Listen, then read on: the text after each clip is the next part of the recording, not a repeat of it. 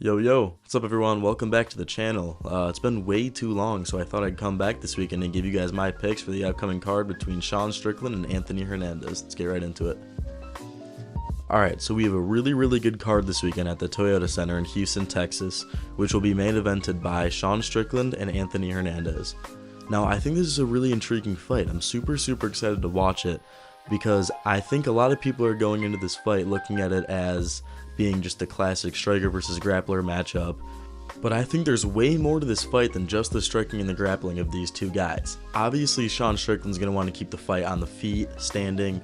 We know he has really good boxing, really good defensive boxing. He keeps that high shell, that high guard. He jabs and teeps a lot. And Anthony Hernandez has really good chain wrestling, really good cardio. He trains with a lot of really good wrestlers, so we know he wants to keep it on the ground. But I think there's more to this fight than just the typical striker-grappler matchup. Now let's take a look at their last two outings. Alright, now it's time to look at Sean Strickland's last outing against Dricus du Plessis. So obviously, in Dricus du Plessis and Sean Strickland's first fight, it was a very close decision where they gave the edge to Dricus. I personally would have given the first fight to Strickland, but that's why they got an immediate rematch at UFC 312. This fight was an absolute domination by DDP. He was taking Strickland down, he broke his nose at one point, he was outstriking him. It was just complete domination on one side.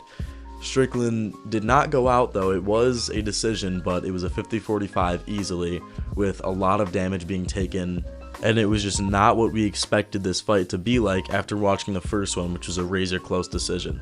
Now, this fight was surprising for a lot of people, as I just said, because the first fight was so close, but Sean Strickland just came in unprepared. Some people were saying he had staph infection. On media day, there was pictures of him with staph infection, but he eventually brushed them off, saying that it wasn't staph infection.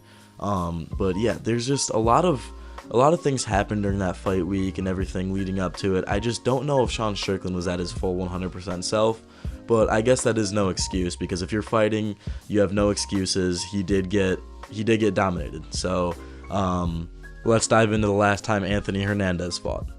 Anthony Hernandez is coming off a very stellar performance against Roman Dolidze August 9th, 2025 on the main event of a fight night.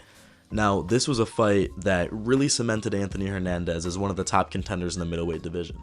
Roman Dolidze, who before this was a very strong, hyped up contender, he used to be a prospect, and then he got some good wins going, and this was supposed to be kind of like a #1 contender fight.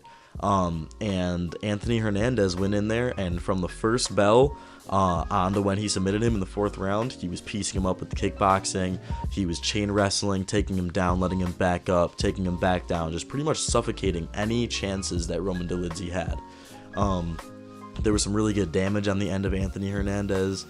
He only absorbed about 30-40 strikes, and he had almost 10 minutes of control time.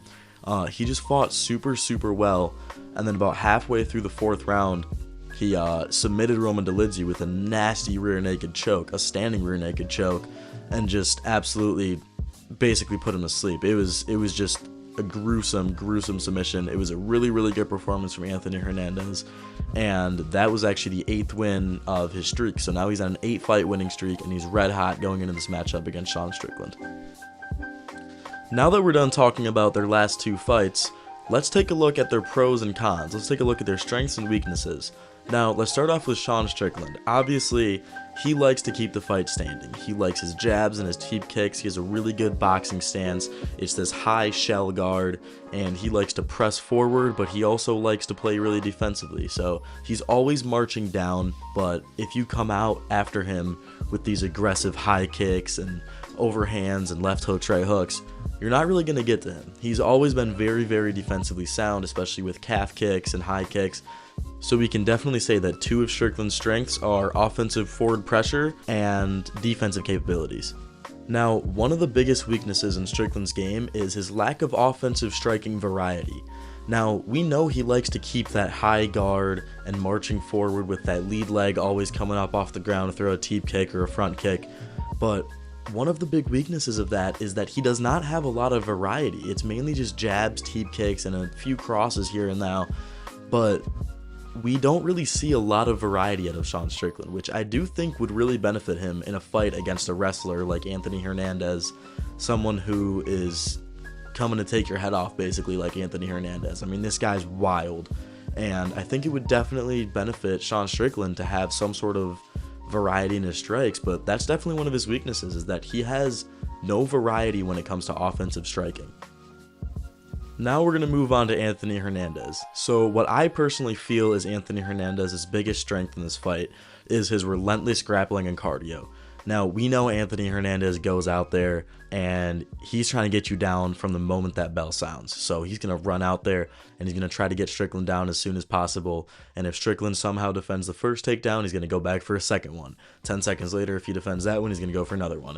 And you kind of understand it now, how he's always going to try to get his opponent down no matter what it takes. And his relentless pressure and everything is what makes him great. And then along with that, the cardio, which allows him to do this for 3 to 4 rounds without stopping or getting gas at all, is very, very important too. So I think that's a really big strength of his. And I think yet another big strength of his is his submission threats. I think a lot of people don't really realize that Anthony Hernandez has some really, really dirty submissions in his bag. I think more people kind of hopped onto that train after the Dolidze fight, where he submitted Roman Dolidze in the 4th round with a standing rear naked choke.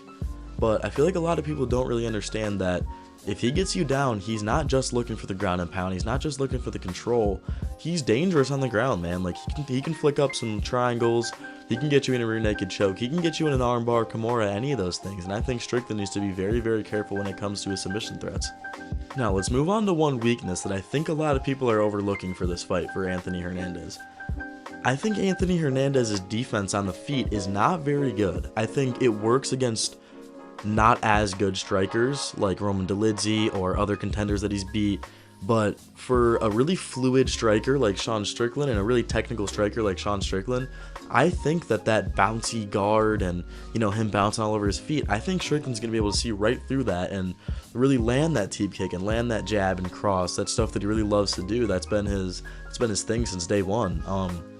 And I think his defense on the feet is really what's going to get him caught by Sean Strickland. Obviously, I don't think Sean Strickland's going to put him out because he's never been, you know, a knockout artist or anything like that. He never really even puts people down. But I think Anthony Hernandez is really, really going to have to tune up that defense. And who knows? Obviously, this fight hasn't happened yet, so I don't know if Anthony Hernandez has been working on his defense or what. But if he wants to beat Sean Strickland, he needs to tighten up that defense, because his defense on the feet is not as good as you want when you're facing such a technical striker like Sean Strickland. So I definitely think that one weakness for Anthony Hernandez is his striking defense. Alright guys, so now it's time where I tell you guys who I think is going to win the fight and how they're going to win. So I'm just going to go right ahead and say it. I think Sean Strickland's going to win a dominant unanimous decision here. I think that Sean Strickland is just a way more technical striker than Anthony Hernandez, and I don't think anyone else that Anthony Hernandez has fought is on the level of Sean Strickland in any way at all. Right, so I think Sean Strickland has a really good takedown defense. I don't think he's going to be easy for Anthony Hernandez to take down, and I think Anthony Hernandez might take a round off of Sean Strickland, but I see the fight going a way where we kind of see after the first round, like, oh wow, Sean Strickland's really the real deal. And I think he's going to remind a lot of people that he is the real deal and that he's not going to lose to a guy with subpar striking defense. I think to beat Sean Strickland, you either have to have insane power like Alex Pereira did to him with the left hook knockout, or you have to be so technically sound or have really good grappling.